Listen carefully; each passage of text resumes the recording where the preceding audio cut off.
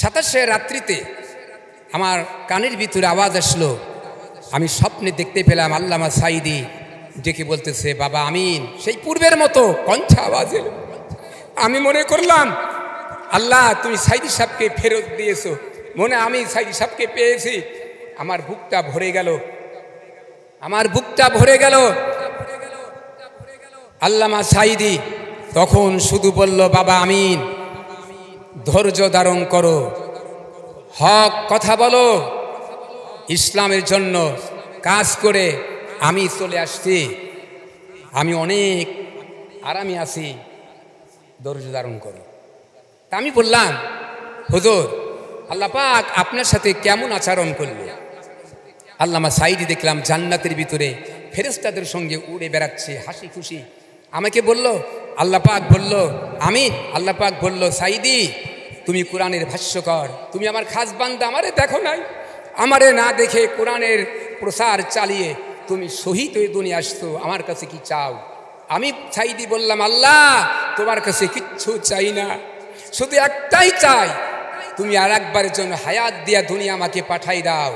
যারা ইসলামের কথা আমাকে বলতে দেয় নাই, হরতাল করেছে, ৪৪ ধারা জারি করেছে, আমাকে গ্রেপ্তার করে ১৩টি বছর জেলের ভিতরে আমাকে আটকে নির্যাতনের রোলার চালিয়ে শেষ মুহূর্ত আমাকে হত্যা করেছে, ওদের সঙ্গে লড়াই করে তোমার দেওয়া জীবন আর একবারের জন্য শহীদ করে দিয়ে আসে।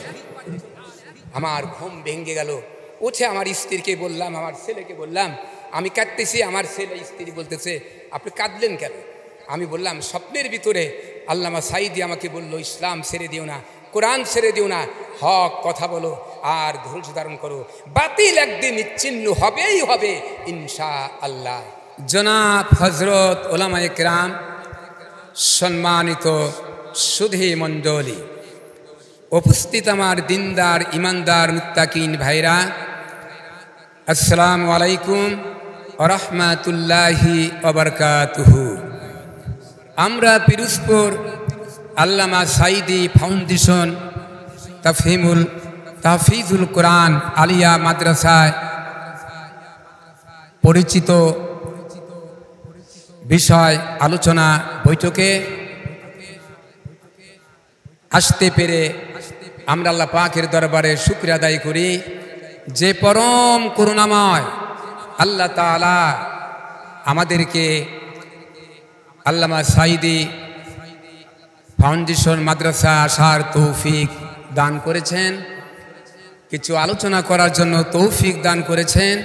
সেই মহান আল্লাহ রব্বুল আলামিনের দরবারে শত চুদ্ধ কণ্ঠে বিনয় অবনীত চিত্তে শুকরিয়া জ্ঞাপন করেছি। সকলেই পড়ে নেই আলহামদুলিল্লাহ। বন্ধুগণ, আমি যখন হেফজ ক্লাসে পড়াশোনা করতাম, ২৬ পারা আমি যখন ইয়াদ করে থাকি, আল্লামা সাঈদী ৯৩ সালে সিরাজগঞ্জ চৌরাস্তা মসজিদ কমিটি কর্তৃক আয়োজিত ঐতিহাসিক ৩ দিন ব্যাপী তাফসিরুল কোরআনে কারিমের মাহফিল অনুষ্ঠিত হয় সিরাজগঞ্জ BA কলেজ মাঠ প্রাঙ্গণে। আমি মাদ্রাসার ছাত্র ছিলাম, আমার শিক্ষক ছিল মাওলানা আব্দুল মান্নান সাহেব, বাড়ি নোয়াখালী। আল্লামা সাঈদী ৩ দিন ব্যাপী তাফসিরের প্রথম দিবসে বুধবার রাত্রিতে তাফসির করেন। আমার উস্তাদ সহ অসংখ্য লোক সেখানে উপস্থিত হন। পরদিন বৃহস্পতিবার মাদ্রাসায় এসে সকল ছাত্রকে ডেকে বললেন, তোমরা কেউ আল্লামা সাঈদীর ওয়াজ শুনতে যাবে না, যদি যাও আর যদি জানতে পারি তাহলে তার নাম কেটে বের করে দেওয়া হবে। এই কথা শোনার পরে অনেকে ভয় পেলেন, কিন্তু আমি ভয় পাই নাই। আমার মনের ভিতরে একটি কিউরিওসিটি জাগলো যে নিষেধ করলো কেন, ওখানে কি হচ্ছে, এজন্য দেখার জন্য আমি ছুটি পেয়ে সপ্তাহে 2 দিন, বৃহস্পতিবার হাফ, শুক্রবার ফুল, 2 দিন ছুটি পেয়ে আমি 2 দিন অ্যাটেন্ড করলাম আল্লামা সাঈদীর তাফসির মাহফিলে। তিনি 2 দিন তাফসির শেষে করার পর 3 দিন পূরণ হলো। শনিবারে আমি আমার মাদ্রাসা ক্লাসে উপস্থিত হওয়ার জন্য চলে যাই। গেটে দেখি আমার শিক্ষক মাওলানা আব্দুল মান্নান সাহেব 4-5টা বেদ কুঞ্চি বেদে দাঁড়িয়ে আছে পিছনে দিকে নিয়ে। আমি দেখে ঘুরে উঠলাম, উনি দেখে আমাকে ঘুরান দিয়ে ওই বেদ 5টা দিয়ে আমাকে এইভাবে পিটাইল, আমার জামা ছিঁড়ে গেল, ফেটে রক্ত বের হয়ে গেল। আমি পা ধরলাম হুজুরের, হুজুর আমি তো যাত্রা শুনি নাই, আমি তো খারাপ কোনো সিনেমা দেখতে যাই নাই, আল্লামা সাঈদীর কোরআন তাফসীর শুনতে গিয়েছিলাম, এটাই কি আমার অপরাধ? আমাকে লাথি দিয়ে আবার বের করে দিলেন। আমি কানতে কানতে বাড়িতে না যেয়ে আল্লামা সাঈদী সিরাজগঞ্জ চৌরাস্তা মসজিদ সংলগ্ন সার্কিট হাউসে উনি অ্যাটেন্ড ছিলেন। আমি যা দেখলাম, পশ্চিম দিকে মাথা, 2টি বালিশ মাথার নিচে, পূর্ব দিকে পা দিয়ে শুয়ে একটি পেপার পড়তেছিলেন। সকাল 8টা 10 মিনিট বাদে তখন আমি ওনাকে দেখে কানতে কানতে তো গেছি, দেখার পরে উনি কান্না শুনে উনি উঠে বসলেন। বসে আরও কয়েকজন ছাত্র ছিল সেখানে বসা ওখানকার, এদেরকে বলল, এই ছেলেটা কাঁদতে কেন? বলল, হুজুর আমি তো জানি না, আমরা তো এখানে বসাছিলাম। তা আমাকে ডাক দিলেন আল্লামা সাঈদী, তুমি কাঁদছে কেন বাবা, কি হয়েছে? আমি বললাম, হুজুর আপনার ওয়াজ শুনতে যাওয়ার কারণে আমার শিক্ষক মেরে আমাকে এই হাল করেছে, মাদ্রাসা থেকে বের করে দিয়েছে। আল্লামা সাঈদী আমার পিঠে চুমু দিলেন, ধুলাবালি মাখা চুমু দিয়ে বললেন, ওস্তাদের জন্য বদদোয়া করো না, যে যা বলে বলতে দাও, তাদের ভুল একদিন ভাঙবে। আর তোমার পিঠে যে আঘাত করেছে, রক্ত প্রবাহিত হচ্ছে, এই পিঠ আল্লাহ পাকের জাহান্নামের আগুনে কখনো স্পর্শ করবে না, পড়বে না। তিনি আমাকে বললেন, তোমার আব্বা বেঁচে আছে? আমি বললাম, হ্যাঁ আমার আব্বা বেঁচে আছে। ভাই বোন কয়জন? 4 বোন 2 ভাই। তোমার ভগ্নিপতি আছে? আছে। কি করে? আলিম মাদ্রাসার মুহাদ্দিস মাওলানা আজহার সাহেব। বলে, তেনাকে তোমার আব্বাকে আনতে পারবে? আমি নিয়ে গেলাম সেখানে। এখন কিসে নিব আমি? আমার আব্বাকে নিয়ে যাওয়ার পরে, ভগ্নিপতিকে নিয়ে যাওয়ার পরে আল্লামা সাঈদী দেখেই, আমি পরিচয় দেই নাই, দেখেই প্রথমে বলল, আব্বা আগে ঢুকছে, বলল, আপনি কি আমিনের আব্বা? বলে, জি। বসেন। সালাম দিয়ে মুসাফা করলেন। বলল, আমি ডাকছি আপনাকে, বেয়াদবি হচ্ছে, মাফ করবেন, আমি আমিনকে চাই। ও কালকে আজকে সকালবেলা আমার এখানে এসে কেঁদে ফেলেছে। আমি তাকে বললাম যে তুমি একটি কিরাত বল। তখন আমি আল্লামা সাঈদী শুক্রবার 3য় দিনে হুয়াল্লাযী আরসালা রাসূলাহু বিল হুদা ওয়া দীনিল হক, এই আয়াতটা তিনি তেলাওয়াত করে তাফসীর করেছিলেন। উনি বললেন যে আয়াতটা পড়ে আমাকে শোনাইছে, ওর ভিতরে যা আছে এক রাত্রে শুনেছে, নকল করেছে, ওকে তৈরি করতে হবে, আমাকে ছেলেটা দেন। আব্বা বললেন, ওর মা আছে, একটাই ছেলে, তার অনুমতি লাগবে। আল্লামা সাঈদী বললেন, ঠিক আছে আমি ভাবি সাহেবের কাছে যাব। কত দূর? এখানে কোনো গাড়ি গুড়ি ছিল না। পরে কওমি ঝুটমিলে ম্যানেজারের মেয়েকে আমি পড়াতাম, ওনাকে বলে ওনার একটি মাইকো নিয়ে আল্লামা সাঈদীকে সাথে নিয়ে আমি বাড়িতে যাই। আমাকে সে সাথে করে নিয়ে খুলনা মুসিপাড়া বাসাতে আসে। সেখানে আমি 10 দিন থাকি সেখানে। এরপরে জয়পুরহাট হানাইল মাদ্রাসা আপনার মাওলানা আনোয়ারুল হক সাহেব, আল্লামা সাঈদীর বন্ধু, সেখানে আমাকে ভর্তি করে পড়াশোনা করান। এরপরে কামিল পাশ করান আল্লামা কামাল উদ্দিন জাফরি সাহেবের মাদ্রাসা নরসিংদীতে, ভর্তি করে টাকা দিয়ে ওনার খরচে উনি আমাকে কামিল পাশ করান। এভাবে তার সাথে আমার পরিচিত হয়ে থাকে। আমি বারংবার তার বাড়িতে গিয়েছি। আমি চিঠি লিখলে তিনি চিঠিতে লেখেন, বাবা আমিন, আমি মক্কা মুআজ্জমা থাকার কারণে তোমার চিঠি উত্তর দিতে দেরি হয়ে গেল, তোমার আব্বাকে আমার সালাম দিবে, তুমি মনোযোগ সহকারে ভালো করে লেখাপড়া করো, আমি ভালো আছি। আবার কখনো চিঠি দিতে দেরি হইলে আমার আল্লামা সাঈদী নিজেই চিঠি লিখতো, আমাকে সালাম বলে, আসসালামু আলাইকুম বাবা আমিন, তুমি কেমন আছো, এভাবে লিখতেন। এরকম কোনো উস্তাদ আলেম আমি দেখি নাই, এত বড় জবরদস্ত একটা আলেম। আর আমি একজন নগণ্য একটা ব্যক্তিকে সে এতটুকুন ত্যাগটিকু স্বীকার করে তার বাসাতে আমাকে জায়গা দিয়েছে।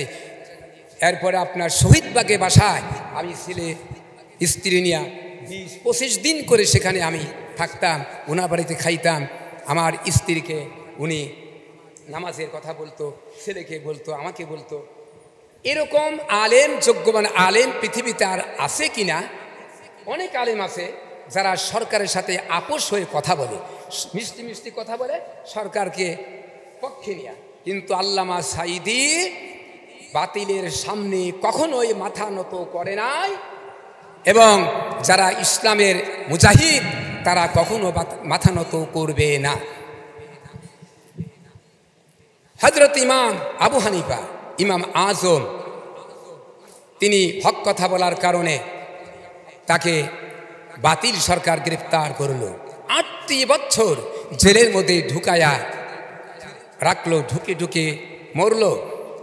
তাকে প্রতি মাসে ম্যাজিস্ট্রেট কোর্টে আনা হতো, তার বুড়িমাকেও সংবাদ দিয়ে আনা হতো, তার সামনে হযরতে ইমাম আবু হানিফাকে মারপিট করা হতো, যাতে করে তার বুড়িমা বলে, বাবা বাতিল সরকারের সাথে তুই আপোষ কর।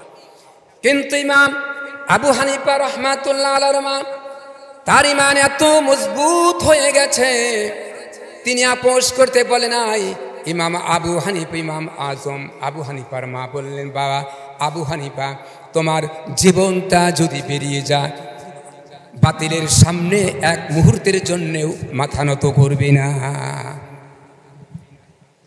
যারা ইসলামের কাজ করেছে তারা অতীতেও বাতিলের সামনে মাথা নত করে নাই। হযরতে সুমাইয়া রাদিয়াল্লাহু তাআলা আনহা ইসলাম কবুল করার কারণে তাকেও প্রহার করা হয়েছে। এরপরে হযরতে হানজালা, তেনাকেও ইসলাম কবুল করার কারণে তার বুকটা চিরে কলিজাটা চিবাইছে। হযরতে খাব্বাব রাদিয়াল্লাহু তাআলা আনহু ইসলাম কবুল করার কারণে তাকেও মার খেতে হয়েছে। হযরতে ওমর ফারুক খলিফাতুল মুসলিমিন, আমিরুল মুমিনিন, একদিন বললেন, ভাই খাব্বাব, তোমার শরীরের ভিতরে বিভিন্ন জায়গা গর্তের চিহ্ন দেখা যায়, এরকম কখনো আগে দেখি নাই, কারণ কি? খাব্বাব বললেন, ভাই ওমর, আমি ইসলাম কবুল করার কারণে আমাকে জালিম কাফেররা নির্যাতন করেছে, প্রহার করেছে। আমি যখন কালেমা ছেড়ে দেই নাই, তখন আগুন জ্বালায়া আংটা আগুনের উপরে আমাকে চিৎ করে শোয়াই দেয়া, আমার উপরে বিরাট বিরাট পাথর দিয়ে চাপা দিয়েছে, যাতে করে আমি নড়াচড়া করতে না পারি। আগুনে গোশত গোলা পুড়ে পুড়ে আগুন গোশতের ভিতরে ঢুকে গিয়েছে। এরপর আমার শরীরের চর্বি আর রক্ত গলে গলে আগুন নিভে গিয়েছে। এরপরেও ইসলামী দায়ী থেকে এক মুহূর্তের জন্যেও তাদের দূরে সরাতে কেউ পারে নাই। আল্লামা ইকবাল বলেন, বাতিল সে দবনে ওয়ালে आया आसमान ही हम सबर कर चुका है तो इम्तिहा हमारा। বাতিলের সামনে মাথা নত করা জাত আমরা নই। হে আকাশ, হে জমিন, বহুবার দেখেছো পরীক্ষা মুসলমান উত্তীর্ণ হয়েছে। तौहीद की अमानत सीनों में है हमारे, मुमकिन नहीं मिटाना नाम निशा हमारा। একত্ববাদের আমানত আমাদের সিনার ভিতরে আছে, আমরা কাউরে থেকে ভয় করি না। আমাদের অস্তিত্ব মাটি থেকে মিটাই দেওয়ার শক্তি আল্লাহর জমিনে কারুণা। জোরে বলেন আছে। ফামান সাআত্তাখাযা ইলা রাব্বিহি মাআবা। সমস্ত কথা খুলে বলে দেওয়া হয়ে গেল। এখন যার খুশি সে তার প্রভুর পথ অনুসরণ করতে পারে। ইন্না আনজারনাকুম আযাবান করিবা। একটি নিকটবর্তী আযাব সম্পর্কে, গজব সম্পর্কে ভীতি প্রদর্শন করলাম। ইয়াউমা ইয়ানজুরুল মারউ মা قدمت يداه ويقول الكافر يا ليتني كنت ترابا। হাসরের ময়দানে কাফির বিমানেরা বলবে, আহারে মানুষ না হইয়া যদি মাটি হতাম তাহলে কতই না ভালো হতো, বিচার থেকে বেঁচে যেতাম। কতই না ভালো হতো, বিচার থেকে বেঁচে যেতাম। ভাইদের খেদমত আরজ করে ওই দিন আপনার আমার সামনে অবশ্যই আসবে, সেজন্যেও কিছু ভালো আমল তৈরি করে নেন। লক্ষ কোটি জনতা হয়রান হয়ে হযরত আদম আলাইহিস সালামের কাছে গিয়ে বলবে, আদি পিতা আল্লাহর কাছে দরখাস্ত পেশ করুন, বিচারটা তাড়াতাড়ি হয়ে যায়, আমাদের আর সহ্য হয় না। হযরত আদম আলাইহিস সালাম বলবেন, ও হাসরবাসীরা, আল্লাহর সামনে কথা বলার মতো সাহস আমার নাই। যেহেতু আল্লাহ বলেছিল আদম ওই গাছের নিকটে যাবে না, গন্ধম ফল খাবে না, আমি অমান্য করেছিলাম। আল্লাহ বুঝি কত নারাজ, আমি ভয়ে কাতর, আমি পারবো না, যাও তোমরা নূহ আলাইহিস সালামের কাছে। নূহ আলাইহিস সালাম বলবে, ও হাসরবাসীরা, আল্লাহর সামনে কথা বলার মতো সাহস আমার নাই।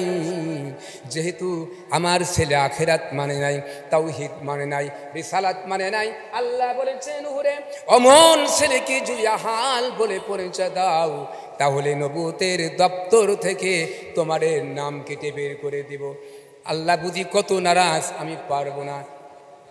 ভাইদের খেদমত আরজ করে হযরত নূহ আলাইহিস সালামের ছেলে আখিরাত মানে নাই, তাওহীদ মানে নাই, রিসালাত মানে নাই, এতটুকু নফরতের কারণে নূহ আলাইহিস সালাম পয়গাম্বর হয়ে যদি আল্লাহর সামনে কথা বলতে না পারেন, তাহলে আমার আপনার ছেলে মেয়ে যারা ওই রাশিয়ার গোলামি করে, ভারতের গোলামি করে, চায়নার গোলামি করে, ওই সমস্ত ছেলে মেয়ের লেখাপড়ার খরচ দ্বারা যোগান, পয়সা দ্বারা যোগান, আল্লাহকে যদি না, আল্লাহ যদি নবীকে না ছাড়েন, তাহলে নামাজ আর রোজা দিয়া পার পাওয়া যাবে কিনা?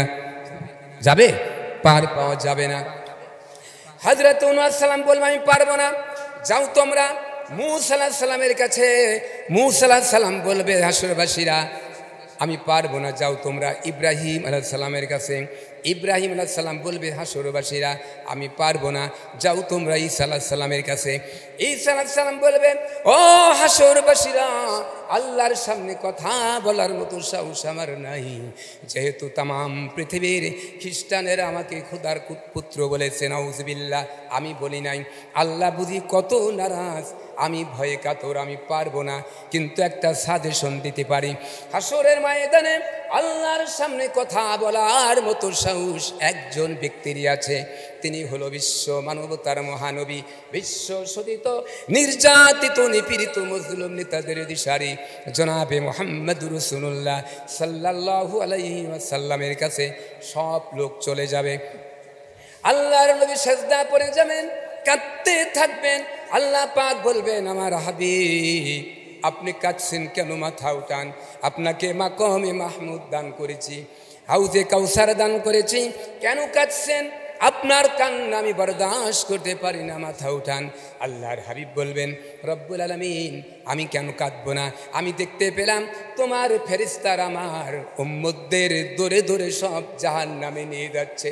আল্লাহ রব্বুল আলামিন বলবেন, আমার হাবিব, আপনাকে পাওয়ার দেওয়া হলো, আপনি আপনার নামাজি ইমানদার মুত্তাকিন উম্মতদের ধরে ধরে জান্নাতে নিয়ে যান। আমার ভাইরা, আমরা দেশে মানুষের তৈরি করা অনেক নেতাদের পিছনে দৌড়াই, তারা কোন দিন উপকার করবে না। ইন্না কুন্না লাকুম তাবান ফাহাল আনতুম মুগনুনা আন্না মিন আযাবিল্লাহি মিন শাইইন। দুনিয়ার সাধারণ মানুষেরা হাসরের ময়দানে নেতাদেরকে বলবে, ও নেতা সাহেবরা, আজকে জাহান্নামে যার জন্য তোমরাই দায়ী। তোমরা আমাদের নামাজের কথা বলো নাই, চরিত্রের কথা বলো নাই, ইমানদারির কথা বলো নাই। তোমরা বলেছ অমুককে পিটাও, তাই পিটাইছি। তোমরা বলেছ হরতাল করো, হরতাল করেছি। তোমরা বলেছ ইসলামের বিরুদ্ধে আন্দোলন করো, তাই করেছি। তোমরা বলেছ ইসলামের পক্ষের লোকদের বিরুদ্ধে মিথ্যা মামলা দিয়া, মিথ্যা সাক্ষী দিয়া ফাঁসির কার্যকর করো, তাই করেছি।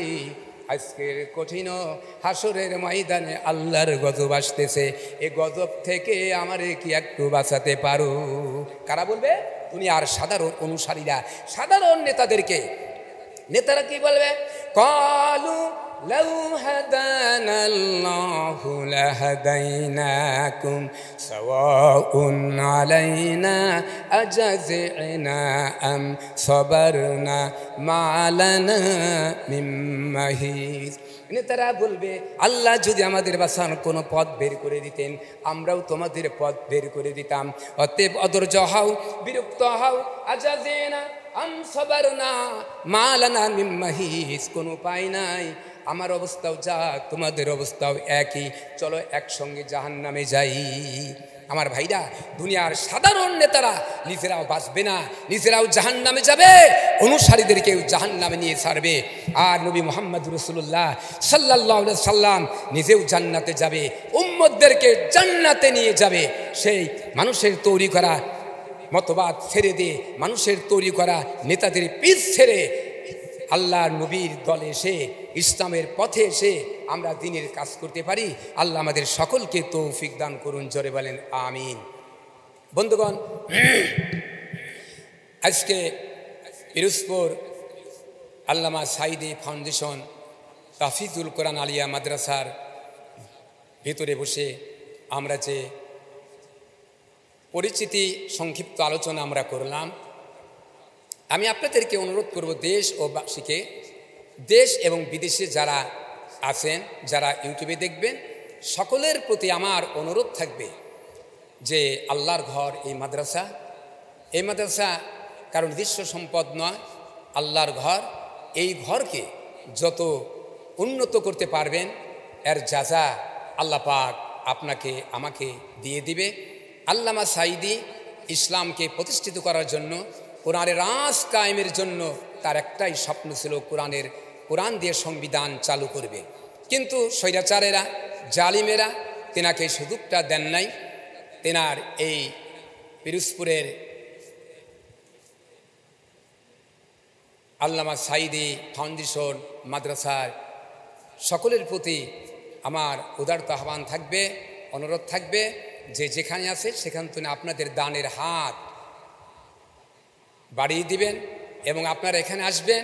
আল্লামা সাঈদী নিজে বাড়িতেও কিছু করে নাই, তার চারটা ছেলেকে এমপি এক এক করে 2 বার হওয়ার পরেও, সুযোগ থাকা সত্ত্বেও একটা ছেলেকেও সে চাকরি দেন নাই, তার বাড়িতে তেমন কিছু করেন নাই। তিনি এমপি হওয়ার আগে যা ছিল তাই। এরকম সৎ ব্যক্তিত্ব আল্লাহর পৃথিবীতে আলেমদের ভিতরে আমি খুব দেখি নাই, পাই নাই। অতএব আল্লামা সাঈদীর এই প্রতিষ্ঠানকে টিকে রাখা আমাদের সকলেরই দায়িত্ব। এই জন্য সকলেই যে যেখানে আছেন দেশ বিদেশে, সেখান থেকে আপনারা টাকা দিয়া, পয়সা দিয়া, বুদ্ধি দিয়া সহযোগিতা করবেন। আর ইসলামকে প্রতিষ্ঠিতের জন্য আল্লামা সাঈদী তার বাবার কথা বলে নাই, নিজস্ব কথা বলে নাই, আল্লাহর দিন জমিনে কায়েম করতে চেয়েছিল, তিনি চলে গেছেন।